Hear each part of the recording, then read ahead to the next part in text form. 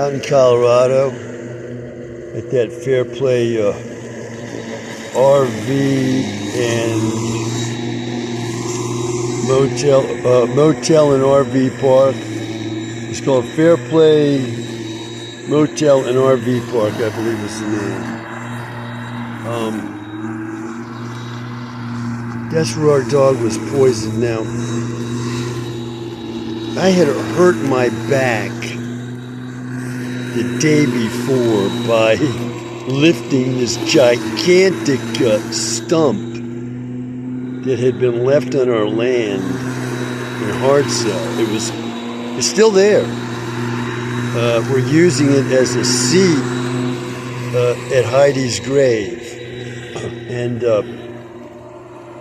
I picked that thing up myself several times, but finally it got the best of my back, and I sprained the living hell out of my back when I picked it up the last time. Well, before I moved it over to beside Heidi's grave. Well, I sprained my back so badly I could hardly move for weeks. I mean, I could hardly move. I could hardly walk, get in and out of my truck. I was just incapacitated by that sprain, and that's why I was sitting on the steps of our trailer in the Fair Play Motel and RV Park, and Heidi came out from under the trailer chewing something that she was trying to get out of her teeth. It was clear as day, because she had her lips back, her lips were bared so that her teeth were visible, and she was trying to get some sticky substance out of her mouth. Now, my back sprain was so bad, I could not get up to go try and get that out of her mouth. That's how badly I could hardly move. So she continued to work at that sticky substance that was stuck in her mouth. And I gotta say, in all my experience, that had never happened to Heidi before. It had never happened to my dog I had while growing up, Whiskey. He never got anything stuck in his mouth like that. There was clearly a sticky substance of some kind. And I'm saying that clearly showed me from the result within not too long a time that Heidi had been poisoned, because soon she was unable to walk. And well, I knew she had been poisoned.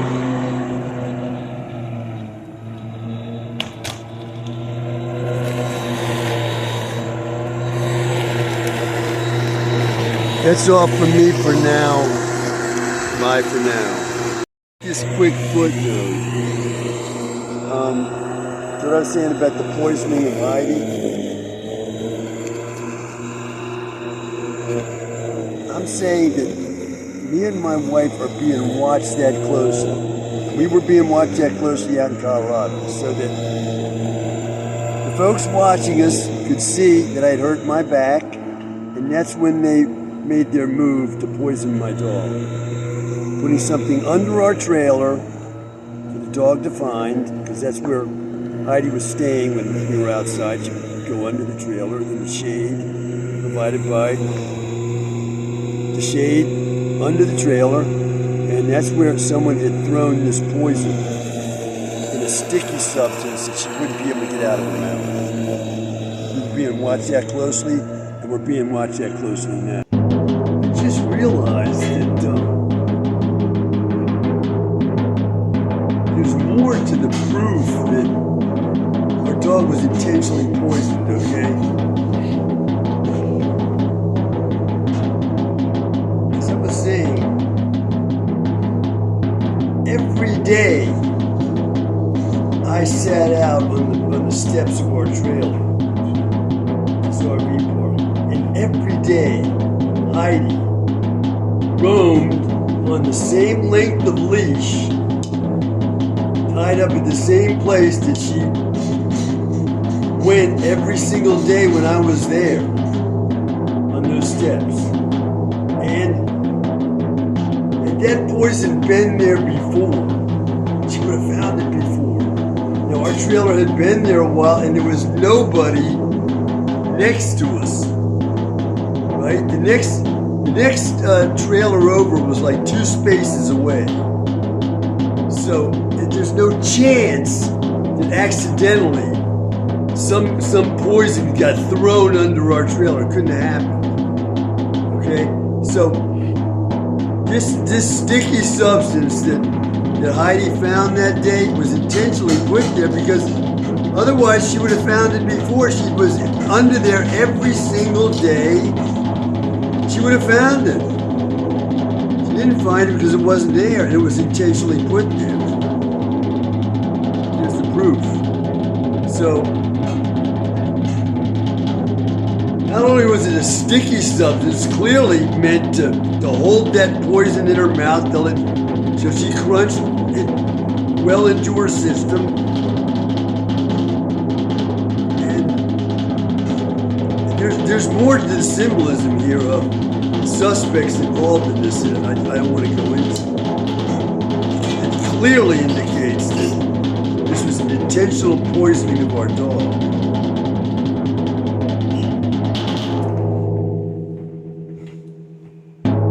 Let me say also that this motel and trailer park was virtually empty.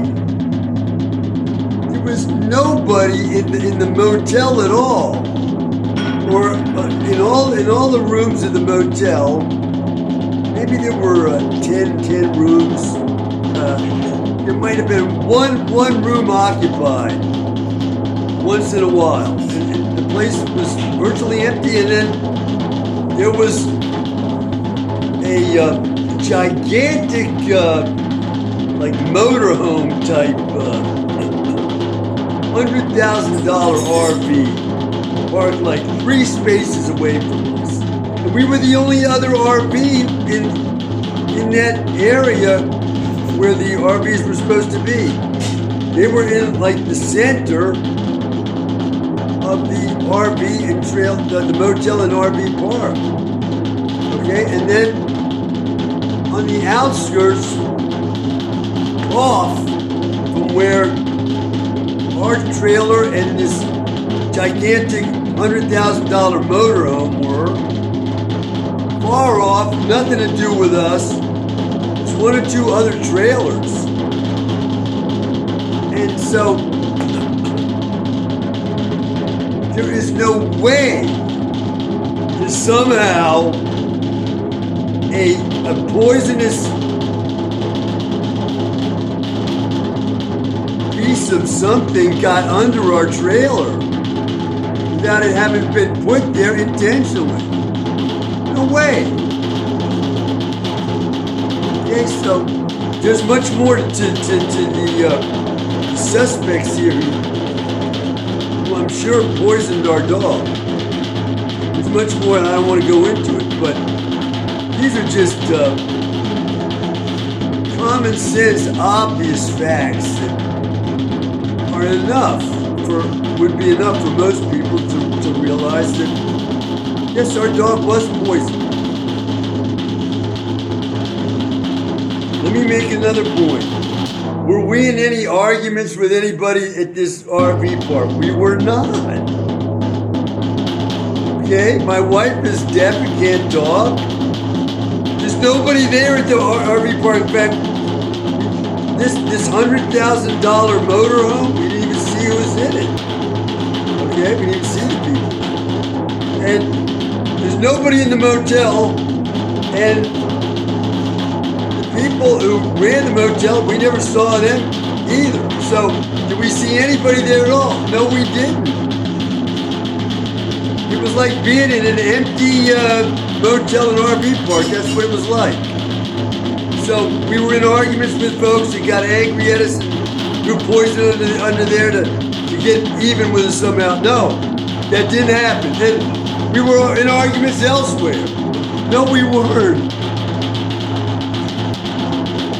We weren't in arguments with anyone. We were quite happily at this RV park.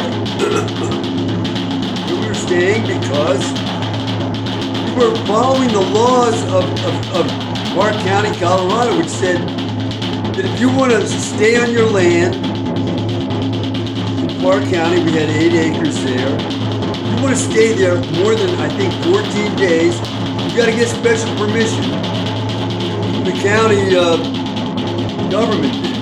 We didn't want to do that, so we went to this RV park and stayed there. And if we wanted to go to our land, we would drive to our land. And we weren't in arguments with anybody, and we don't get in arguments anywhere we live. We lived in this house here in Silver Spring, Maryland for 13 years. We're not in an argument with anybody here. We never have been. So no one was trying to get revenge on us because we've been nasty to them. We're not nasty folks, and we don't get into arguments like that at all.